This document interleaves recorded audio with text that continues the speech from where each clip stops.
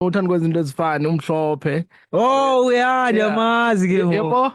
Ndiyambona. And xa umamela apha engomeni awuthi uba nguye because ingathi akekho serious ngalo lonke ixesha. Ikhona enye i-hip hop song yakhe endakhe ndayiva somewhere on social media. Hayi Yeah, ingathi ngitsoyifuna. before angene ku-TikTok wayenengoma azenzayo. Then later walinganisa imvume ezithile so ndiyothuka xa isebenzela naye noDrake. Drake, yeah, he's good. Sikhangela ke i-guest yethu namhlanje sikamboni phaya ke. Mr. Sifundo ukhona? Ndikhona msasazi. Okay, sicela usi-unmutele ivideo sikubone nabaphulaphuli bakubone si-live ku-Facebook. Philisa ke uyayazi ba sizawuthetha ngesport for i-Freedom Day ne so asifuna uthi xa ngalamini abantu ke bothuka batyhini ayikho into ekhoyo mathethe ngayo phrayo yabo kwenzela uba bazilungiselele umgqibelo wabo ume ngoluphi na kuhlobo. Masikwamkele ke Mr. Sifundo, kunjani? Ndiyabulela msasazi. Ndibulise kuwe apho e-studio kwi-colleagues zakho. Ndibulise nabaphulaphuli bevukani afternoon drive. Nkosi. Qabaqaba nje ndiyafuna mhlawumbi usinike i-background ke yendawo yaseNtibaneni kwa-Ward 17 eNgcobo ngokwemeko ke yesport ne-activities kuquka ulutsha kuphilwa njani? Intibaneni msasazi yilali efana ezinye ilali. Kodwa ke ilali ngoku inento yayo eme ngayo ye-tournament. For the past 6 years, which is lo nyaka ngonyaka we-7. Le tournament ke msasazi abantu abaninzi bebengayazi kuba besiqhela uyenza nge-25 ngeChristmas. Now siyitshintshile ngokuthi i-27 i-Freedom Day kuba sibonile into yokubana i-25 kaDisemba abantu ifemeli bahlala neefemeli zabo. Ufumaniseke uba ngoku abantu baza kuthi emabaleni emveni kwelantshi nasecaweni. So sadicide ukuthi singabaququzeleli ukuthi masikhangele elona linye isuku esiqonda ubana singayenza ngalo. So savela ke ngoku nale 27 which is i-Freedom Day. I-Freedom Day ke msasazi uyayiqonda na ukuthi yona mini ebalulekileyo apha eSouth Africa kuba yimini yenkululeko. So ndizawuthi ke msasazi xa ukuthi phaa Entibaneni nge-Freedom Day siyayicelebrate, siyazikhulula. Enkosi msasazi. Nkosi kakhulu ke siyafuna ke ngoku usobele okanye usondezele ngabaphulaphuli bazi injongo yokokuba singathe imidlalo ekumila kunje i-tournament kwakunye ke ne-horse racing zithini?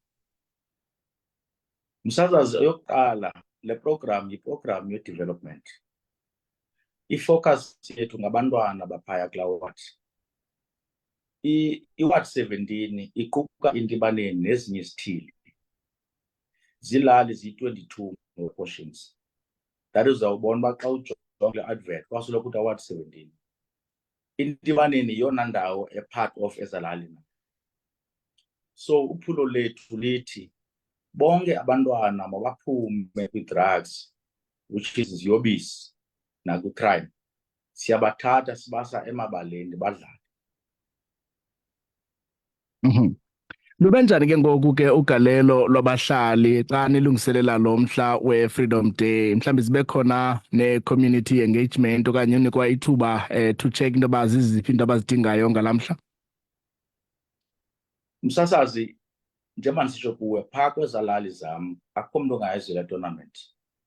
Nangoku iye asibethe into ye-COVID kuba after i-COVID kuyafuneka ke sime. Ngalaa mini bonke abantu bezalali soze ufumane umntu endlini kokuqala.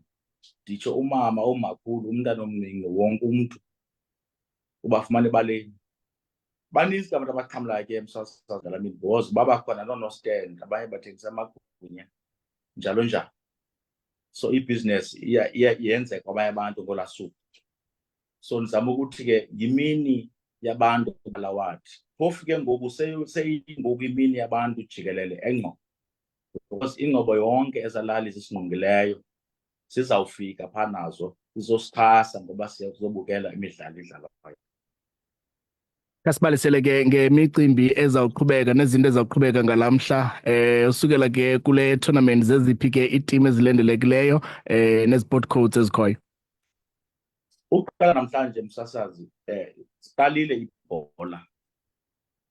Njengoba team ziyi-22 azudlala zoyi-22 ngalamini. Kukho laa kuthiwa zii-knockouts before uye kwi-final nakwi-semi-final. So namhlanje nangomso kuyadlala, which is abantu ababhizi bajonga le midlalo ngorefli bakwaSAFA. So into bazawuyenza zonke ezi team zawudlala zoyi-22, then i-4 yile sizawuyibukela ngomgqibelo on the main event day. Now after le 4 idlalile ngomgqibelo, which is 27, siphinde sibe nomdlalo wamahashi. Umdlalo wamahashi nawo uzawusuka kwenye ilali ekufishane kwakule ndawo sebesidlala kuyo, aze amahashi ebaleka esiza kuthi siwajongile. Ngumbono omhle kakhulu ke msasazi lwamahashi, nam ndiyawuthanda manditsho. Siphume khona in between amahashi sinemvumi ezimbili ezisuka eRhawutini. uDJ Benzo, who's a national artist yamapiano, nguye ozabe esonwabisa. Siphinde sibe nomfana osuke eRhawutini nayo oyi-YouTuber kuthiwa nguKing Ginger, Cream de la Cream. Ngiyaqonda bamasi. Yes. Sikhe msasazi kuba ke uSNR abaqhuquzeli inkampani lapha eMzantsi. So we are trying our best to support local content. Sino DJ Mdali phaya wapha eNgcobo. Siphinde sibe no Stanza naye ngwapha kulaka lethu. Ngokunjalo ke msasazi yonke into esuka phaya ukuququzelela la event zinkampani okanye izappliers zalapha eNgcobo. Njengoba ndisisho kuwe ndithi sifocus kakhulu ku local content kuba funeke nabo baphuhle ngenye imini. Basikunike ithuba uncokolwe nabantu abatsha abamamele ngeli xesha nabo ke bakuleyo ingingqi, ungabakhuthaza uthini ngobomi kuba ke sekuleli xesha linjena ngoku? Msasazi abantu abatsha ndifuna baphume kwiziyobisi, baye esikolweni, baye emidlalweni, badlala ibhola, whatever activities esikolo. Kuba ngoku kukho ingxaki ekhoyo, abantu abatsha bathanda iziyobisi. That is why phaa kule wadi yethu sine-programs ezifana ne-development, different activities esenzayo phaa kule wadi yethu, kuba sizama uyunayitha abantwana badlale bodwa baphume ukulwa ngamazembe. Yinto ke le engamandla kula macala wethu ke msasazi ukuthi abafana banento yamazembe, so sizama ubakhupha loo nto leyo. Funeka bazane xa ubanika ibhola neekiti uthi le lali maye kule ilali. Soze ubone naphi msasazi kukho amakhwenkwe kuthiwa abethene ngamazembe ebholeni, kodwa avani xa funeka ebheke kwinto njani nasemgubhweni. Kodwa kwebhola soze amakhwenkwe. So ndizama ukuthi ke msasazi ndiyakhuthaza noobhizinesi abakhoyo abafana nam ukuthi nabo ndiyacela batyale, makhe batyale kwi-development wasezilalini, because ilali are neglected. Abantu abasezilalini mabanikwe ii-tools zobana bakwazi ebaleni badlale ibhola. Ngibulise kuwe Mr Sifundo, lo uthethayo ngomnye wabasasazi balapha eVukani owenze izinto ze-sports. Umbuzo naye mina kuwe Mr Sifundo ingaba ile tournament nizabe nisingathi lapha nge-Freedom Day inayo age restriction okanye i-open to wonke umuntu ozawube khona phaa kuwo la msitho, sensitsho ke kwabantu abadlalayo abazobe beparticipate kuyo la tournament? Enkosi msasazi, very good question.